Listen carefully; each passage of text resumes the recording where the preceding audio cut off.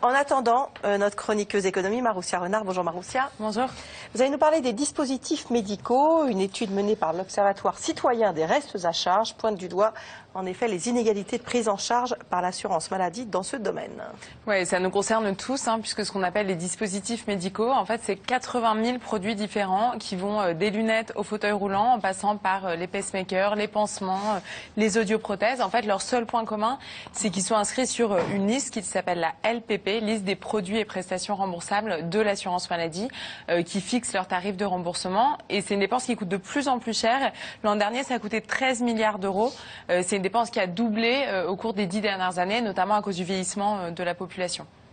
Alors, il y a certains de ces dispositifs qui laissent une charge, à la charge du patient, une somme rondelette. Ouais, très importante. Alors, pour cette étude, l'Observatoire a volontairement écarté l'optique, parce qu'il y a eu déjà des milliards d'études sur cette question, et ils se sont intéressés à une dizaine de dispositifs différents. Et ce qui est frappant, c'est qu'il y a vraiment de profondes inégalités de remboursement qui n'ont aucune justification médicale. C'est un peu la loterie. Par exemple, il vaut mieux souffrir d'apnée du sommeil que de troubles de l'audition. À choisir entre les deux, si vous pouvez. Si on peut choisir, oui. Puisque les fameux masques là, pour l'apnée du sommeil sont remboursés à hauteur de 74%, alors que les prothèses auditives, le taux de prise en charge pour les adultes, c'est 9%. Du coup, les patients qui ont besoin d'avoir une prothèse auditive doivent débourser en moyenne de leur poche 939 € après le remboursement de la mutuelle. Donc encore faut-il avoir une mutuelle. Et comme généralement, il faut appareiller les deux oreilles, notamment quand on souffre de presbyacousie, qui est la perte d'audition naturelle liée à l'âge, ça fait quand même 1 878 € à régler après le remboursement mutuel. Et on comprend pourquoi la France a un des plus faibles taux d'appareillage en Europe. Alors, le mieux, c'est que le conjoint ait des troubles de l'audition, parce que l'apnée du sommeil est précédée par des ronflements assez violents. Et si on peut associer les deux, c'est pas mal. C'est mieux. Autre domaine dans lequel les restes à charge sont prohibitifs, et là c'est vraiment scandaleux parce que c'est plus qu'indispensable, les fauteuils roulants. Ouais, c'est vraiment la double peine. En gros, plus vous avez un handicap lourd, plus vous avez besoin d'un fauteuil roulant sophistiqué, moins vous êtes remboursé. C'est logique. Par exemple, pour un fauteuil roulant électrique ou avec un verticalisateur, donc par exemple pour les patients tétraplégiques, il faut compter à peu près 23 000 €. Et là-dessus, une fois que vous avez réuni tous les financements possibles, donc assurance maladie, mutuelle, fonds de compensation du handicap, les financements associatifs, tout ça, ce qui est en général déjà un parcours du combattant. Une galère à faire, c'est sûr. Il vous reste quand même à payer 1 850 € de votre poche, et dans 10% des cas, c'est même plus de 6 000 €. En sachant que tout ce qui permet d'adapter le fauteuil à la morphologie du patient, donc tous les dossiers ou les coussins spéciaux, sont pas prévus dans les remboursements de l'assurance maladie. C'est contre les escarres, donc c'est voilà, des choses indispensables aussi. Totalement accessoire évidemment pour un patient qui passe sa journée dans son fauteuil. La cerise sur le gâteau, c'est ce que vous disiez, c'est qu'en général pour avoir tous ces financements, en fait les financements complémentaires, c'est quasiment 60% de la somme du fauteuil, et c'est des mois de bataille auprès des différents organismes parce qu'il n'y a pas de guichet unique, et en plus au final la somme dépend complètement du lieu où vous habitez ou de l'interlocuteur que vous avez en face, donc c'est franchement profondément inégal d'un patient à l'autre. On parle également des pratiques commerciales dans cette étude. Alors ça, c'est surtout sur les audioprothèses, on en parle assez souvent, mais il faut quand même le redire. Dans cette étude, les auteurs ont épluché près de 4000 devis différents et se sont rendus compte que pour un même produit, exactement le même modèle, le prix va de 1 000 à 2 000 € en fonction du point de vente.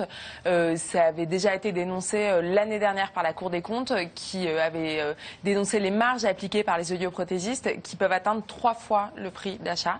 Et puis il y a d'autres enseignes qui appliquent un système qui peut être un peu condamnable, qui est bien connu des opticiens, qui consiste à gonfler la facture en fonction du montant remboursé par la mutuelle. En fait, ils jouent sur une différence de prise en charge liée à l'âge. En fait, les prothèses auditives sont beaucoup mieux remboursées chez les moins de 20 ans, ce qui peut paraître logique. Mais du coup, quand pour un même modèle, si elle est vendue à un moins de 20 ans, elle est vendue 10 à 50% plus cher que quand elle est vendue à un patient qui a plus de 20 ans. Voilà. Alors, on se dit que pour faire diminuer un peu ces inégalités, il faudrait imposer des prix limites de vente. Alors, il y en a en fait pour certains dispositifs médicaux. Alors, je vous cache pas que la liste de l'assurance maladie des LPP, je vous invite à aller voir, elle fait à peu près 5350 pages. C'est absolument illisible. Mais en gros, tout ce qui n'est pas directement accessible pour le patient, en général, il y a un prix limite. Par exemple, les pacemakers, les prothèses de hanche, de genoux. C'est pas vous qui allez aller acheter votre prothèse de hanche avant d'aller vous faire opérer. En revanche, ce qui est un peu plus accessible par le patient, en tout cas les lunettes, les audioprothèses, prothèses, les fauteuils roulants, les perruques pour les patients qui sont en chimio, les semelles orthopédiques, tout ça, il n'y a pas de prix limite de vente. Et donc, chacun fait un peu ce qu'il veut. L'explication, c'est que c'est des produits qui sont assez mal remboursés par l'assurance maladie. Et donc, l'assurance maladie n'est pas en mesure d'imposer un prix pour réguler le marché, puisqu'elle rembourse tellement mal que... voilà. Et du coup, ça fait des restes à charge vraiment qui peuvent être très importants pour les patients. Et la transparence des prix? Alors la transparence, en fait le problème c'est que dans ces dispositifs médicaux, il y en a certains où le prix initial comprend une prestation associée. Par exemple, quand vous achetez une audioprothèse, vous payez l'appareil évidemment, mais aussi tout le travail d'adaptation de l'audioprothésiste et normalement le suivi et tous les réglages pendant toute la durée de vie de la prothèse. Or, les associations de patients réclament que le prix d'achat et le prix de la prestation soient dissociés.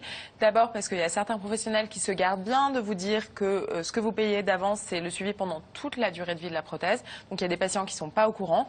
Et puis ensuite, quel intérêt de tout payer d'avance si jamais vous avez besoin que de très peu de réglages, si vous déménagez, donc vous n'allez pas retourner exprès chez votre audioprothésiste, si vous perdez votre prothèse, si vous ne la portez pas.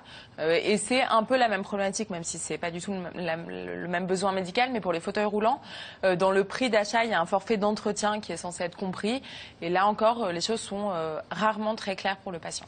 Alors concrètement, qu'est-ce qu'on peut dire aux patients pour qu'ils fassent un peu baisser cette facture? Alors évidemment, il n'y a pas une solution miracle pour les 80 000 produits, dispositifs médicaux différents. En gros, il y a quand même des règles à appliquer pour ceux qui peuvent acheter les lunettes, les audioprothèses. On le dit assez souvent, mais vraiment, vraiment, faites jouer la concurrence. Allez voir plusieurs enseignes, demandez qu'on baisse les prix, demandez des devis détaillés et qu'on vous propose notamment pour les audioprothèses au moins 2 modèles différents. Demandez bien aussi ce qui est le prix d'achat et ce qui relève du prix de l'entretien pour quand même bien distinguer les deux. Et puis surtout, prenez votre mal en patience parce que vu l'état des comptes de la Sécu, elle n'est pas prête de relever ses seuils de remboursement pour tous ces dispositifs médicaux. C'est clé tout ça. Il faut vraiment faire jouer la concurrence. Hein. Ouais, surtout pour les audioprothèses. Les gens n'osent pas, il faut le faire. C'est du simple au double. Voilà. C'est pas parce que ça concerne la santé qu'il ne faut pas négocier. C'est pas du marchandage. On ne marchande pas chez le médecin, mais on peut marchander ailleurs. Bien sûr. Merci.